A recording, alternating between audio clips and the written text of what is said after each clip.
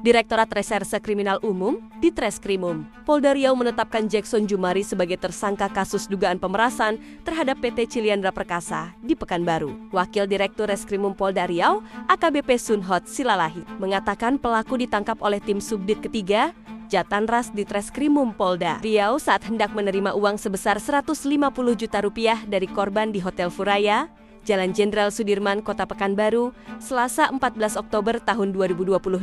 Modus yang dilakukan tersangka adalah dengan mengancam akan melakukan aksi demonstrasi di Jakarta sebanyak 7 kali dan menyebarkan berita negatif terkait salah satu grup perusahaan jika permintaannya tidak dipenuhi. Tersangka meminta uang hingga mencapai 5 miliar rupiah, kata Sunhot melalui keterangan tertulis. Kamis 16 Oktober tahun 2025.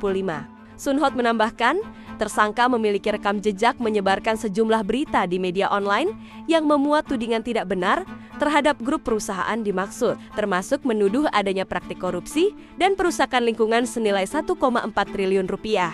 Pihak perusahaan yang menjadi korban kemudian melapor ke Polda Riau karena merasa dirugikan dan tidak pernah diberi hak jawab atas pemberitaan tersebut, jelas Sunhot.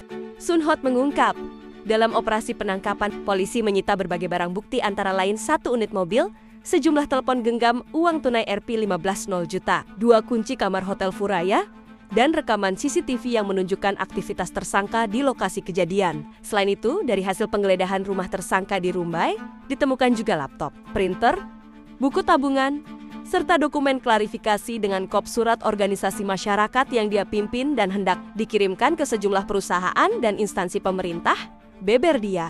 Dalam penggeledahan juga ditemukan puluhan surat permintaan klarifikasi kepada sejumlah perusahaan dan pihak lain dengan modus serupa yang dilakukan tersangka. Imbuhnya, Sunhot menyatakan penanganan perkara ini menjadi bukti keseriusan Polda Riau dalam menindak pelaku pemerasan yang menggunakan kedok pemberitaan media untuk menekan pihak tertentu. Selain itu, kegiatan tersangka juga bisa berimbas pada gangguan terhadap iklim usaha dan investasi di Provinsi Riau.